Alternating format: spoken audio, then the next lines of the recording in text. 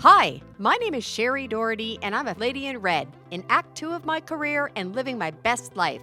My perspective on life and behaviors have been governed by who I was as a child, who I became, and who I am still striving to be. People my age are beautiful, bold, confident, and full of wisdom, and truly, the encore of the story of your life is still when the best songs are yet to be sung. My mission in this podcast is to shine the spotlight on people like me, have real conversations about reinvention stories, and inspire you to continue to follow your dreams regardless of your age. I'm doing it for Daisy. Who are you doing it for? Good day, and welcome to today's episode of the Encore podcast. Today, I am delighted to have with me a new friend that I actually met through networking within our Kingston community. So it works, ladies, go to networking things. But I'm really happy that I've made a new friendship as well with Dorothy Cook. And Dorothy was at a recent event I attended put on by Women Mean Business. I highly recommend that people look into it if that's something they're interested in. And Dorothy is a stress reduction specialist coach. So just that name alone made me interested, and I was really excited to learn a little bit more about what that means, who she is, and share that with you all today. So welcome, Dorothy. Well, thanks for having me, Shari. Yes, I'm very excited to dive in. We had a coffee before we had this conversation. I learned so many interesting things about you, and so I'm excited to share those all with our listeners. As we do with all of our guests, why don't we go backwards and why don't you tell us a little bit about who Dorothy is, where you were born and raised, what your upbringing was like, any highlights or lowlights that you're comfortable to share. Just tell us the story of Dorothy. Oh, dear me. All right. Well, that's a lot of or decades. I was going to say years, and I went more like decades. I'm actually a farm girl. But I was raised in the city pretty much. But really good work ethic, that came off the farming, family community kind of thing. And lived my whole life on the prairies, specifically Regina, Saskatchewan. That's where all my relatives and family are currently. And I went to Alberta for university for 28 years, never returned other than visits and holidays and special events, that kind of thing. So ran pretty independent from my family in my early 40s. I did a lot of traveling, Australia, Europe, you name it, I was probably there. But in my latter years, I have slowed down in the traveling arena, but I've actually sped up in the business arena. I'm becoming more and more passionate about what I work with. But what brought me to Ontario was an adventure. And I remember hopping in my car because business is slow for me usually in the summer because everybody enjoys the weather, especially like today, and Oh so my do I. goodness. And I did 7,000 K in 2 weeks, I think it was, something like that. Wow. Solo driving. Most of it was solo driving. And I went to Kingston and I fell in love with it. And I said, okay, this is where I'm going to move. So my little excursion of adventure was really to see where I was going to relocate to. I knew I was relocating. I just wasn't quite sure where. And my grandfather came from Ontario. That's where some of my roots are, though it's more in the Toronto area, Orangeville. And when I came to the downtown area of Kingston, the height of the summer festivals and stuff, it captured my heart. And I went, okay, this is where I want to live. Like, it's just a beautiful community. I've never had any regrets. My business has been mainly online. I have an international clientele, but now I'm trying to work more local. And that's one of the reasons why I went to the event, Women Mean Business. And I highly recommend that to anybody that's out there working as a female. And I met you, and I met some other wonderful ladies and making connections. And so this is why I am now officially on your podcast. Excellent. Okay, well, tell us about your book of work. What is it that you did throughout your career, the type of work, the different types of work, and then that'll kind of lead into what you're doing now and why you are so well qualified and called to do what you do. Okay. Well, I've always been in this type of field, but the first half was working for other people, counseling centers, that kind of thing. And then in my early 40s, I actually had a major health crisis where I had to step back from work. I was off work for a year, pretty much bedridden the first 3 months, sleeping 20 hours out of 24.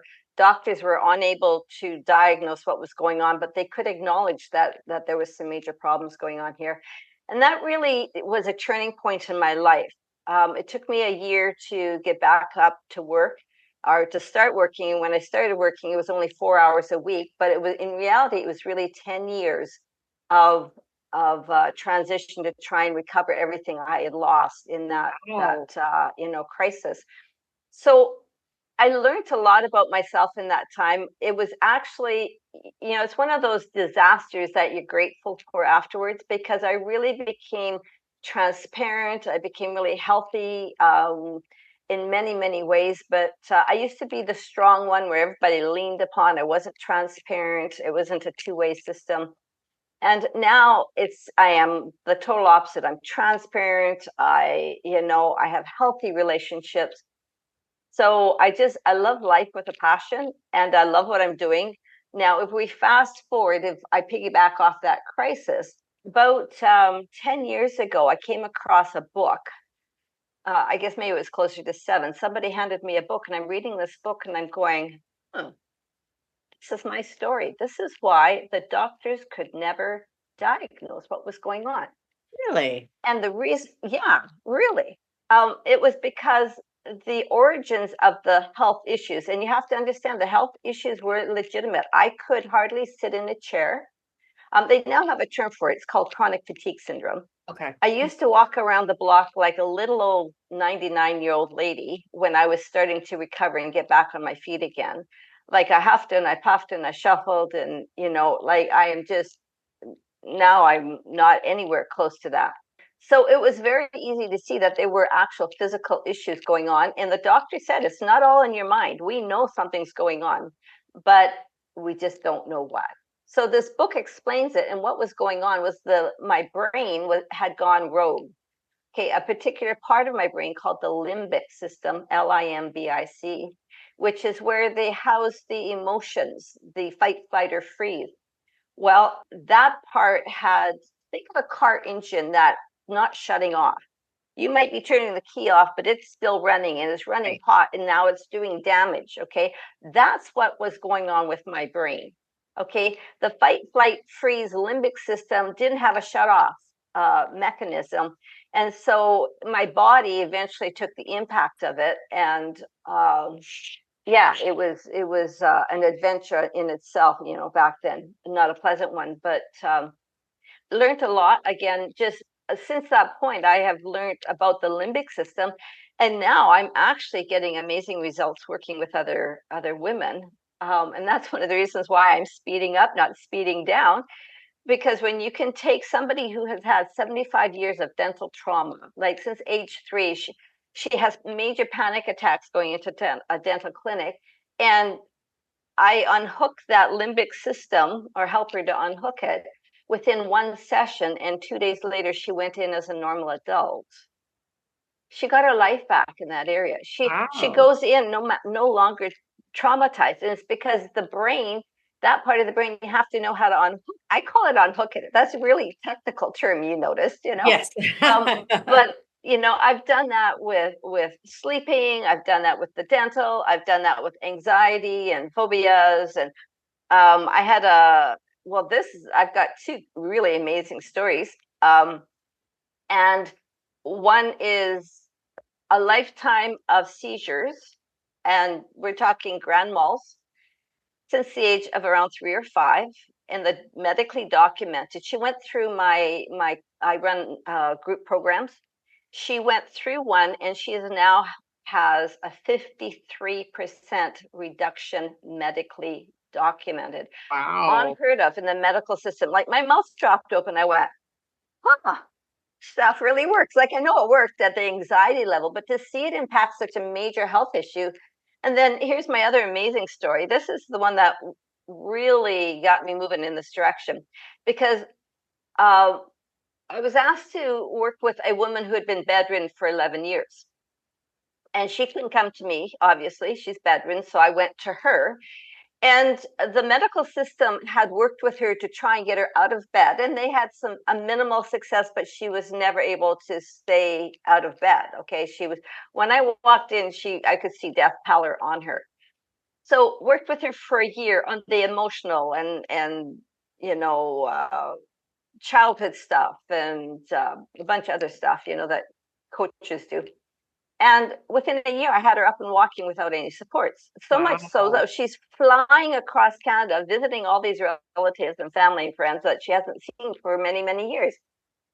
But the reason why I bring the story in is because about a year later of her freedom, there was a major trigger, and she started very quickly going back to being bedridden again. Like, I was shocked at how quickly this was happening. But by this point, I had the book in my hand. I knew about the limbic system, worked with her with the limbic system. We were able to stop her from going into bed. And she has got her life back again. There's no way she's ever going to go in that direction again, because she knows how to control the mechanism in her brain that caused her to, that was one of the reasons why she ended up in bed, being bedridden for 11 years. So some amazing stories. Right. And I just like, who wants to stop when you're doing this kind of amazing stuff? Well, it's the people that are doing it, and they're just learning the tools and applying the tools. So I'm having a lot of fun right now. Right. It's absolutely beautiful and meaningful work. And you must be her guardian angel. She must believe in you. I love that. Uh, yeah, yeah. And so you were doing this business when you were out west, and you brought the business with you to us locally in Kingston. But you Mm. said that you do serve people internationally. Yeah. And what has the evolutions of your business looked like? As like most of us who are self-employed, I'm sure there's been ups and downs. And what has that Oh, wave yeah. looked like for you? Yeah. So I never wanted to be self-employed. In fact, I fought it. It was Okay. just like, no way, I am not going to be self-employed. But then, a situation arose. It stemmed around me going home for Christmas one year, and my dad was elderly. He fell. It was the beginning of the end. I chose to stay and look after him, which meant I lost my job. They wouldn't give me long-term leave of absence. They'd only give me 3 or 4 days. And it was well, God is a part of my life, and it was just like he said to me, okay, it's time to be self-employed. Like, it had nothing to do with my dad. He just kind of used that situation to go, let's shift you here. Yep. So I actually shifted provinces and cities. I'm, like I say, I'm adventurous. So born and raised in Regina, Saskatchewan, moved to Alberta for 28 years. So when my dad passed away, I ended up moving back to Regina, reconnecting with family for about 10 years. And then I moved to Ontario for the other adventure. Right. And yeah, it was so Regina was a time where I got my feet under myself, and it was difficult because self-employment, you don't have a regular income. And that's the thing I wanted the most from being employed by others, was that regular income. Right. The Well, stability. the stability. Well, it's been 10 years now, almost 8, 9, somewhere in there, that I have been self-employed. Well, no, it has to be more than that. So I don't do math well in my head. And I love being self-employed now. Like, I am so into it. I would never want to work for somebody else again. In fact, I'm starting to hire people, contract them to work for me, and help me with some of the technical. But my freedom, the is my own. I can schedule around to go to the events, like where I met you, Women Mean Right. Business, or if I need a holiday, I can take off and go fly home for my sister's, 70th birthday. And, I just get to make my own world. So it's a beautiful time. It is a beautiful time.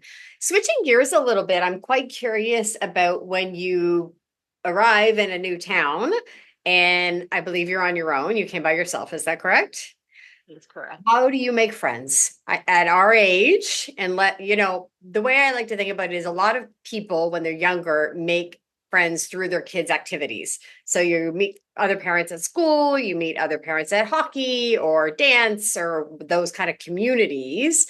And once you're past those things, then your natural community changes, but people have well-established friendships. And honestly, in Kingston, there's people who have been here since they were in primary school. They've got friends. And so I know what my journey was like trying to find friends. What did yours look like? And where did you find success to just build yourself and reestablish yourself with friendships, not even business relationships, in a new community?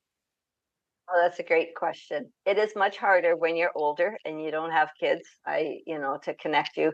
Walking dogs is another great one, but I don't have a dog, so that wasn't it either. Okay. But again, there's a real deep spiritual part within me. And so even before I left Saskatchewan, I had in my hands the name of a contact here in Kingston. And that contact became my primary point of friendship that expanded into many, many different other people. So yeah, I just really felt like God had given me this name.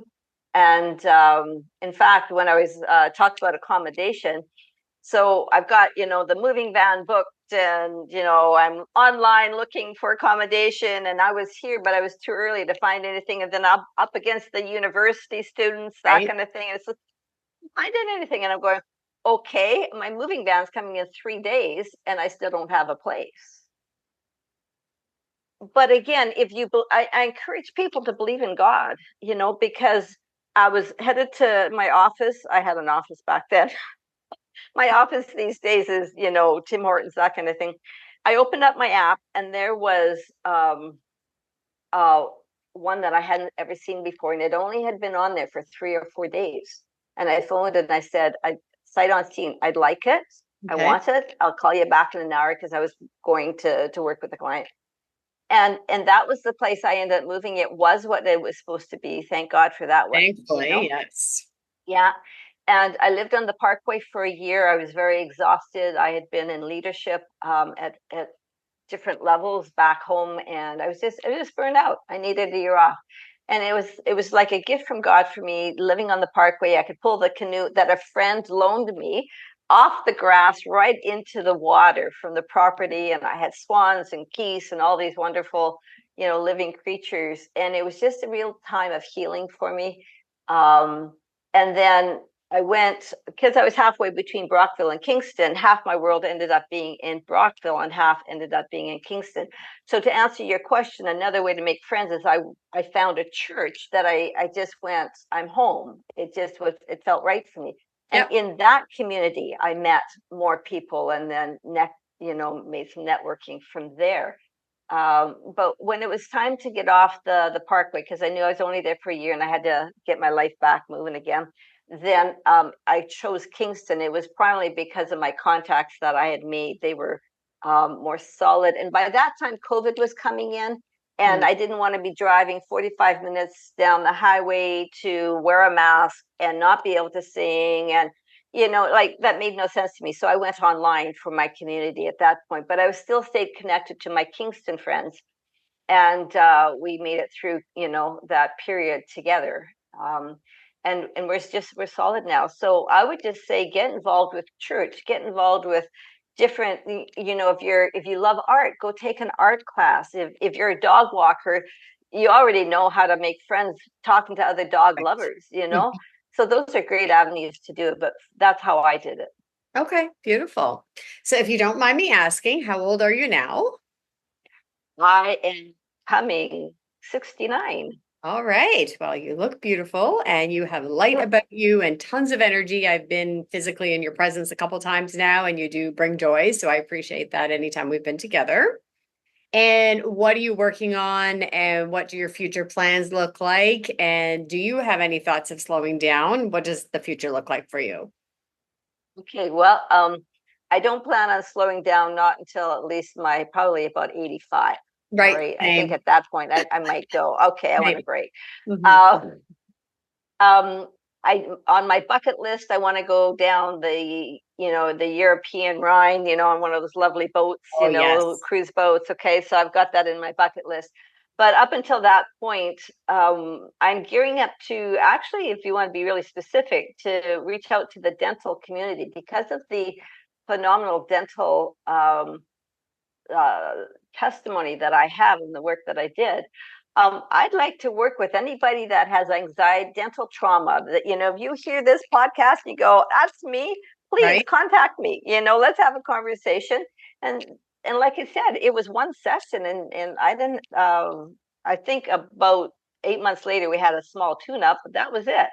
Wow. she was done and good to go. So it's not that hard to do it. And I don't work with I work neurologically with the limbic system, and somatic, which is the body, understanding what your body's telling you. I don't work with the breathing and everything else. I don't do the typical, all right, meditation. I don't do that with my clients. It's just the limbic system and somatic. So I do not plan on gearing down. I'm gearing up. I want to become more. I'm reaching out in Kingston here because I want people to be aware of the work I'm doing. I want my desire is to see people struggle less. There's Right. the health issues. If we look at what's going on, there's a health crisis going on.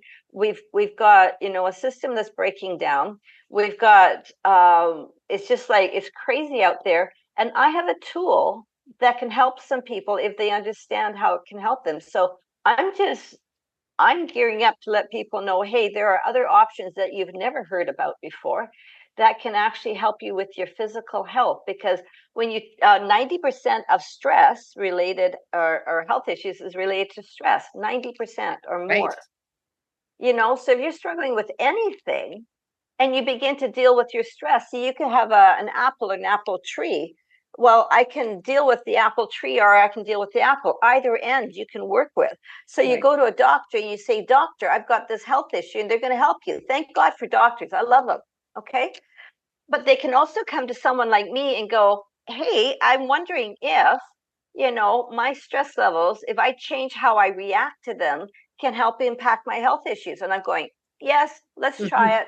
Now they obviously they're going to have to pay me, but I know when I was sick, I would have paid $1 million to shortchange 10 years. I really would have.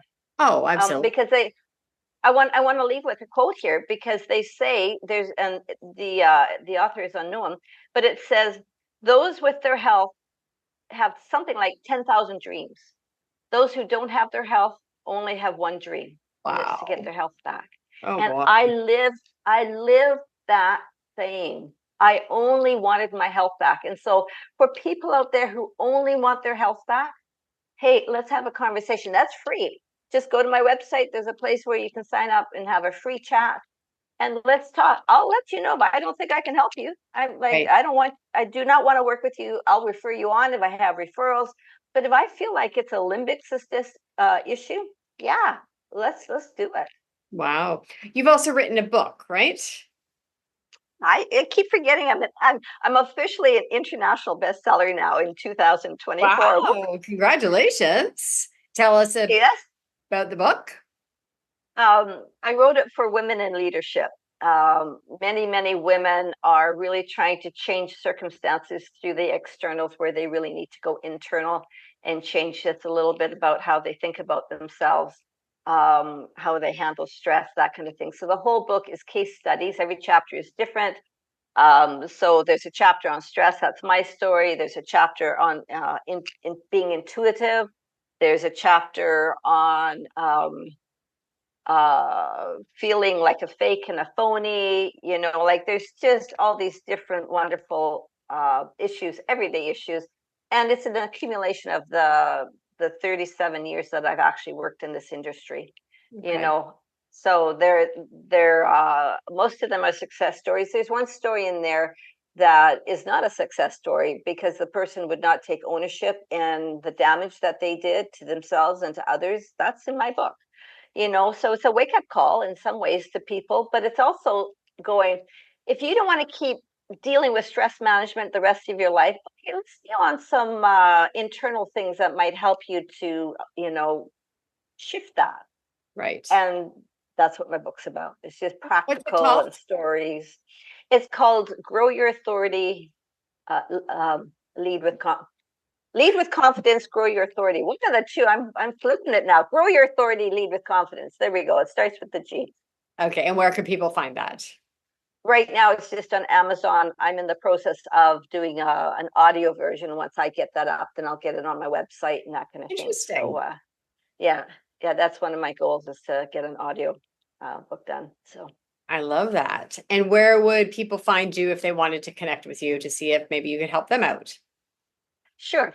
So right now my website is my name, dorothyjcook.com. So DorothyJCook.com. Or they can email me at dorothyj@dorothyjcook.com. So it's all my name. If they just remember my name and play around with, how it goes, they'll get me. So either way would be good. And yeah, I would just love to invite people to have a conversation with me. It's free. Let's see if the limbic system is giving you some grief and whether or not I can help you, because that's Right. my joy. It's just helping people get a better life. I really do enjoy doing that. Absolutely. Well, I certainly sense it when I'm with you. You exude joy. And if you can make that joy contagious and help other people find it, that's beautiful.